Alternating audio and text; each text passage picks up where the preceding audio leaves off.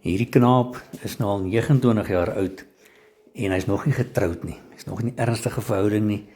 Al sy chommies is al getroud en as nou al babbietjies en alles en jong, hulle het hom al nader aan die korner en sê, wat gaan aan met jou? Wat is fout? Hy sê, nee man, ek kry elke keer 'n meisie, en gaan dit goed, maar weet, dan like my ma nie, glad nie. Hulle sê, man, weet, kry nou maar 'n meisie wat bietjie soos jou ma is.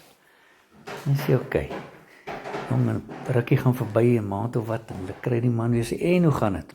Hy sê, nee man, my ma en my meisie hulle kan nie sonder mekaar, hulle loop saam, shop saam, kuier saam, tee saam, dit gaan great.